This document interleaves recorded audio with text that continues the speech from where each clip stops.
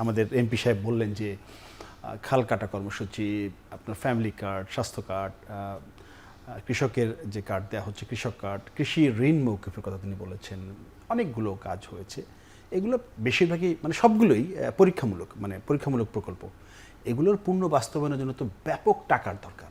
এর মধ্যে সরকার কিন্তু 2 মাসে 51,000 কোটি টাকা ঋণ করেছেন। IMF-এর $130 কোটি যে ঋণের যে দেওয়ার কথা আমাদের কিস্তি, সেটা দিচ্ছে না। এত টাকা সরকার পাবে কোথায়? এই ছোট দেশ, বিশাল জনসংখ্যা।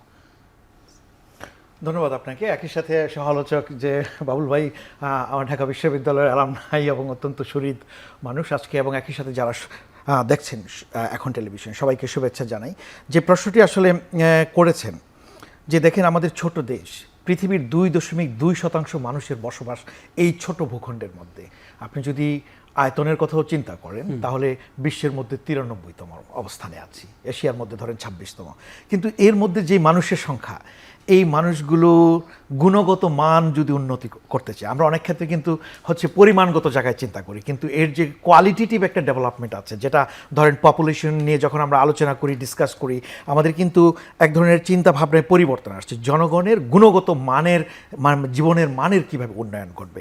এখন যে প্রসঙ্গটা আপনি করেছেন, আমি হয়তো একটু ভিন্ন আঙ্গিকে অন্যদিকে ব্যাখ্যা দিব, কিন্তু একদম সুস্পষ্টভাবে যদি বলি, সরকারের হাতে আসলে কি আছে এবং কি করবে তারা এই মুহূর্তে। কারণ আপনার এখানে বিপুল অর্থের ব্যাপার, যে কার্ডগুলোর কথা বললেন, এগুলো তাদের নির্বাচনী প্রতিশ্রুতি ছিল এবং অত্যন্ত ভালো প্রতিশ্রুতি, যার জন্য জনগণ রায় দিয়েছে বলেই তো তারা সরকারে এসেছেন বা ক্ষমতায় এসেছেন। এখন রায় বাস্তবায়ন করতে চাচ্ছেন, জনগণের যে রায়ের প্রেক্ষাপটে যে প্রতিশ্রুতিগুলো, সেগুলো বাস্তবায়ন করতে যাচ্ছে। এবং আমি 2 মাসের মধ্যে ওনাকে যেটা প্রশ্ন করেছেন যে হ্যাঁ, 2 মাসের মধ্যে আশাব্যঞ্জক চিত্র দেখতে পাচ্ছি, কিন্তু এই আশাব্যঞ্জক চিত্র 5 বছর ধরে রাখা, সাস্টেইন করা।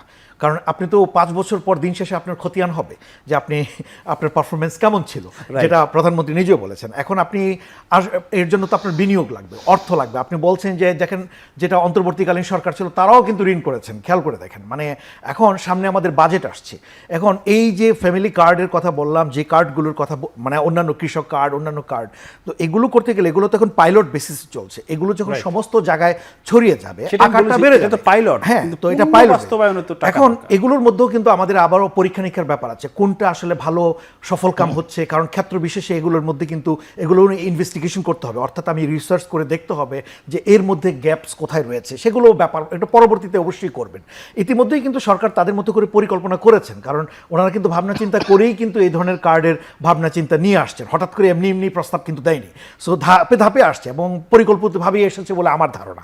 তো সে প্রেক্ষাপটে আমি যেটি মনে করি যে সরকারের এই মুহূর্তে আপনার দরকার হচ্ছে অর্থ কোথা থেকে পাবে। একটি হচ্ছে যে বৈশ্বিক জায়গা থেকে যদি বিনিয়োগ আনতে পারে, সেটি একটা জায়গা এখানে আসবে, বা যদি যেটা আপনি IMF-এর কথা বললেন বা অন্যান্য জায়গা থেকে আন্তর্জাতিক প্রতিষ্ঠান, তারা তো উচ্চ সুদে ঋণ দেবে, বা তাদের সুনির্দিষ্ট কতগুলো কন্ডিশন আছে। এই যে এখন জ্বালানির ক্ষেত্রেও ধরেন আপনার যে বাড়ানো, এখানে কোনো নির্দেশনা ছিল কি না, এগুলোর তাদের পূর্ব শর্ত থাকে।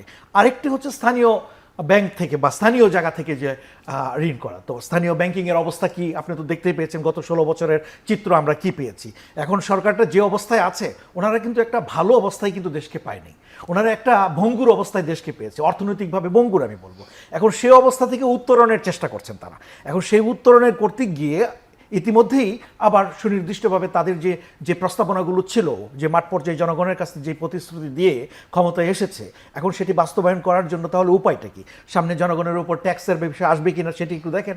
এই যে বাজেট আসতেছে, বাজেটে কোন খাতে ট্যাক্স বাড়বে সেগুলোর ব্যাপার আছে। এই যে শুধু এটা না, আমি যেহেতু শিক্ষার সাথে যুক্ত, ওনাদের সুনির্দিষ্টভাবে এই বাবুল ভাইয়ের প্রস্তাব দিয়েছেন যে শিক্ষায় 5% মানে মিনিমাম জিডিপির 5, বা স্বাস্থ্যের ক্ষেত্রেও বিনিয়োগ করবেন বলেছেন, 5% করবেন। এখন এটি করতে গেলে যে পরিমাণ অর্থ লাগবে, খেয়াল করে দেখেন আপনার, তো সেটির জন্য কর্মসংস্থান মানে এগুলোর চিন্তা ভাবনার ব্যাপার রয়েছে। তো এখন বাজেটের তো কত মাস, আজকে এপ্রিল মাস প্রায় শেষের দিকে আমরা যাচ্ছি, মে জুন আমরা সামনেই তো আসছি। তো এর মধ্যে সুপরিকল্পিত পরিকল্পনা লাগবে।